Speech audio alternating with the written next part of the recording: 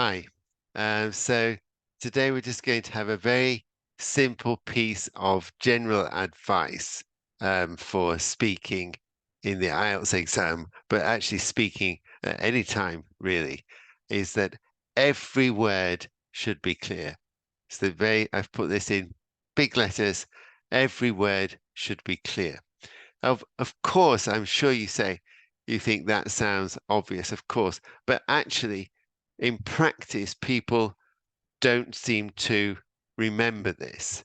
And it's particularly important in the exam because if I'm talking to you normally, I can ask you to say it again or repeat something.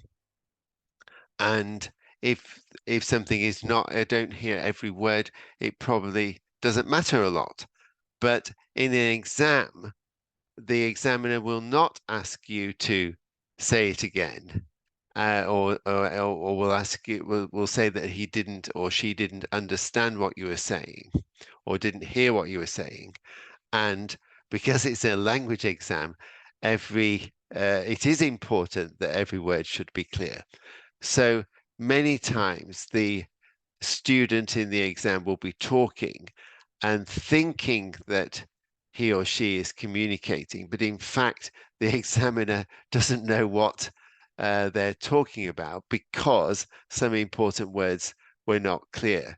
So I think that one thing to think about when we're trying to achieve this goal, of course, the goal is everyone will say, oh, yes, of course. But to achieve that, I think that one thing you can think of is do not speak too fast. So a lot of students, especially people whose English is quite good, they talk quickly. I guess they think that that is impressive, but actually it's not so important to speak very quickly, but it is more important to speak clearly and accurately, and also to avoid hesitation. And if you speak quickly, you're likely to make more mistakes, not speak clearly enough, and suddenly come to an end where you can't think what to say next. So my advice is don't speak too quickly or too fast. And another one is make the endings of the words clear. So a lot of people, for example, suppose you were saying she lives or she lived. Now, of course, these are different to the present tense and past tense, but a lot of people because people are not native speakers, when they're telling a story, for example, in part two, they use the wrong tenses. So if the ending's not clear, and sometimes you're using the wrong tense anyway, then it all starts to sound very um, wrong, actually. So try to make the end very clear. She lived in France, for example. Make that ending very clear.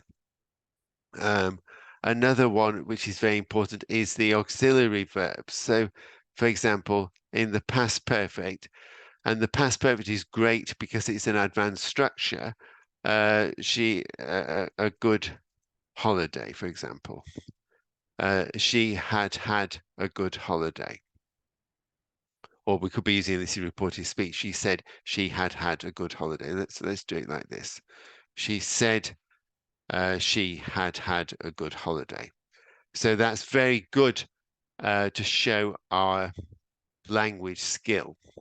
Um, so we could, of course, contract it. So it'd be like she'd had.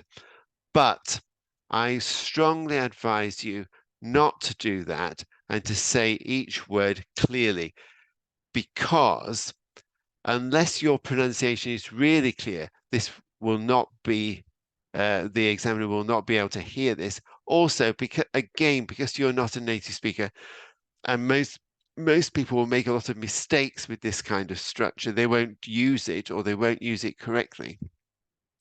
because you are using it and using it correctly. You should draw it to the examiner's attention by making it clear. And it's perfectly natural in English to make it clear. It's not a problem. Because we're putting emphasis is important. She said she had had a really great holiday. I remember at that time I had not finished my high school. So I had not finished past perfect, finished clearly pronounced at the end. So all of these things are important. And of course, um, important words, important words, do not rush them. If you're talking about something,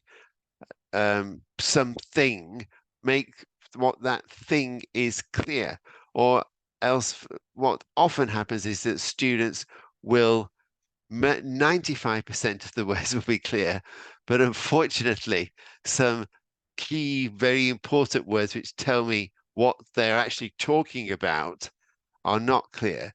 So all of these things are important, but so the keep in your head that every word should be clear. The examiner will not um, prompt you to do that, will not ask you if it's not clear, will not ask you to repeat yourself. So you have to take responsibility to make sure that what you say is understood by the listener. Very obvious in a way, but something that people, in my experience, seem to forget when they go through the examination door. So bear that in mind.